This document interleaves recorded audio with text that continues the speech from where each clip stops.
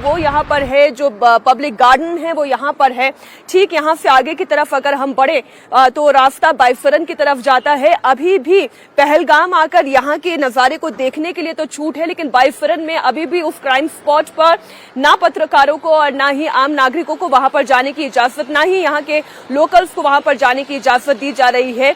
जानकारी के मुताबिक तकरीबन 100 से अधिक जो पोनी वाला है, यानी कि जो घोड़ा चलाने वाले हैं, वो अभी भी पुलिस की हिरासत में हैं, जिनसे लगातार जम्मू कश्मीर पुलिस पूछताछ कर रही है। रही बात पर्यटकों की, अब जो जगह हमेशा खचाखच पर्यटकों से भरी रहती थी, अब वहां पर इक्का दुक्का पर्यटक दिखाई देने लगे हैं।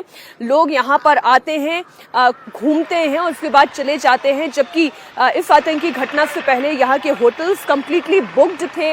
इतना कि ओवर बुकिंग चल रही थी, लोगों को बुकिंग नहीं मिल पा रही थी। एक बड़ा सेटबैक जरूर यहाँ के टूरिज्म सेक्टर को लगा है, लेकिन ये कहा जा सकता है कि धीरे धीरे लोगों का विश्वास एक बार फिर वापस बढ़ रहा है और लोग यहाँ पर आने लगे हैं। हालांकि सुबह सुबह का समय है और जो इस वक्त लोगों की आप आवाजाही देख रहे हैं वो ज्यादातर स्कूली बच्चे हैं।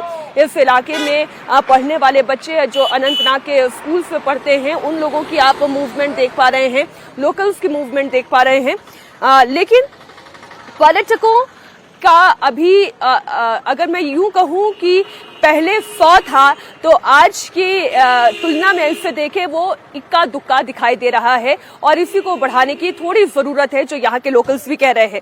इसी बीच बड़ी खबर आपको बता दें, पहलगाम आतंकी हमले के बाद भारत ने सीमा पर चौकसी बढ़ा दी है। पाकिस्तान ने एक बार फिर अपनी नापाक हरकत दिखाई है। आपको बता दें, पिछले 4 दिनों से पाकिस्तान की तरफ से लगातार सीजफायर वायलेशन हो रहा है। लगातार चौथी रात भी गोलीबारी जारी रखी गई। पाकिस्तान नियंत्रण रेखा के पार बिना उकसावे के छोटे हथियारों की गोलाबारी की खबरें सामने आ रही हैं। रविवार को पाकिस्तान की तरफ से कुपवाड़ा और पुंछ जिले की चौकियों की तरफ ये फायरिंग की गई। इसका मुंहतोड़ जवाब भी भारतीय सैनिकों की ओर से दिया गया। पाकिस्तानी फायरिंग में भारत की तरफ से कोई नुकसान नहीं हुआ है।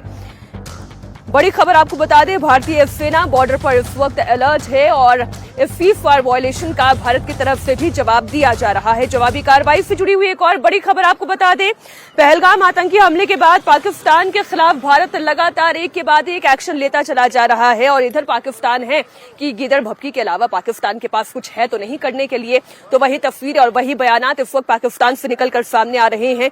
इस बीच दोनों देशों के बीच युद्ध के हालात बने हुए हैं और इस तनावपूर्ण हालात के बीच भारत अपना डिफेंस सिस्टम लगातार मजबूत करने पर ध्यान केंद्रित करे हुए है। आपको बता दें, भारत और फ्रांस के बीच राफेल एम फाइटर जेट की डील होने जा रही है। किसी भी वक्त इस डील पर मुहर लग सकती है। भारत फ्रांस से 26 Rafale marine fighter jet deal पर आज साइन करेगा।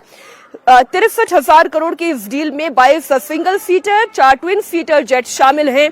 ये marine Rafale jet INS Vikrant से ऑपरेट करते हैं, जो कि भारत का सबसे मजबूत, सबसे शक्तिशाली युद्धपोत है। भारत को इस डील से इंडियन नेवी की ताकत कितनी गुना बढ़ जाएगी, इसी से जुड़ी हुई एक रिपोर्ट आपके सामने रखते हैं।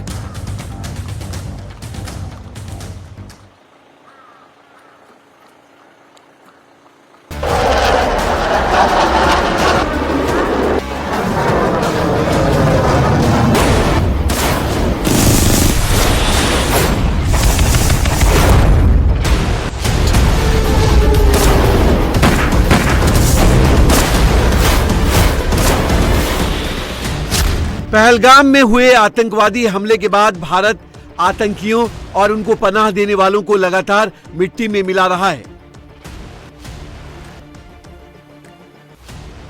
भारत के इस एक्शन से पाकिस्तान में डर का माहौल है। पीएम मोदी ऐलान कर चुके हैं, पाकिस्तान को इसकी कीमत चुकानी पड़ेगी। जिन्होंने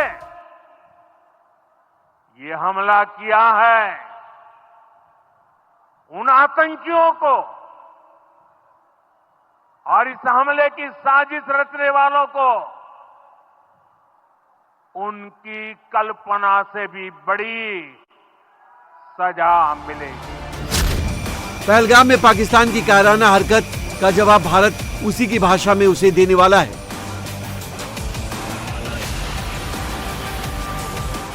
air strike, surgical strike, missile attack और समुद्री नाकेबंदी भारत किसी भी रास्ते में पाकिस्तान के वजूद को खत्म करने की ताकत रखता है और अब भारत अपनी सेनाओं की ताकत हर दिन बढ़ा रहा है।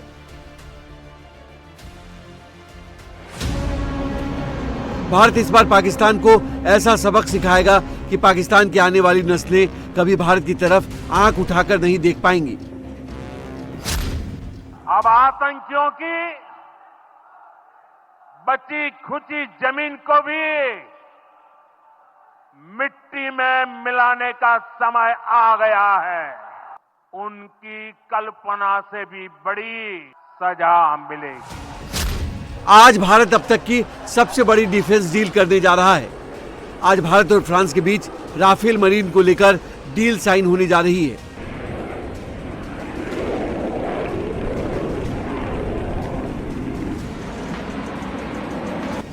इस डील में भारत फ्रांस से 26 राफेल एम फाइटर जेट विमान खरीदेगा। 63,000 करोड़ का यह सौदा भारत और फ्रांस के बीच सबसे बड़ा रक्षा सौदा है। इस डील पर आज रक्षा मंत्रालय के बड़े अधिकारी और भारत में फ्रांस के राजदूत साइन करेंगे। इस सरकारी सौदे के साथ ही कुछ और भी समझौते होंगे। ये समझौते फ्रांस की रक्षा कंपनियों के साथ किए जाएंगे। सूत्रों की माने तो इस डील से पहले फ्रांस के रक्षा मंत्री सेबेस्टियन लेकॉर्नु और भारत के रक्षा मंत्री राजनाथ सिंह के बीच वीडियो कॉन्फ्रेंसिंग के जरिए मीटिंग होगी।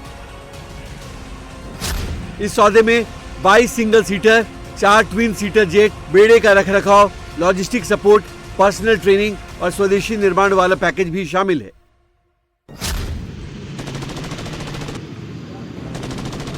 यानी एक डील में फुल डील होगी। ये सभी 26 marine Rafale jet INS Vikrant से ऑपरेट होंगे।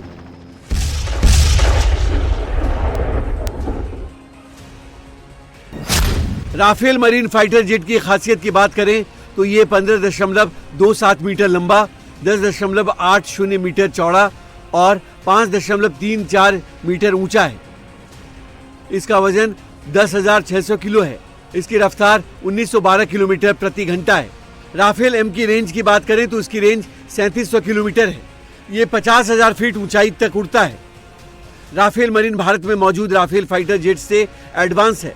ये फाइटर जेट INS विक्रांत से स्की जंप कर सकता है। ये बहुत कम जगह पर लैंड और टेक ऑफ कर सकता है। इसे न्यूक्लियर प्लांट पर हमले के नजरिए से भी डिजाइन किया गया है। पहलगाम हमले के बाद भारत के कड़े एक्शन से बौखलाए पाकिस्तान ने अरब सागर में फायरिंग ड्रिल शुरू की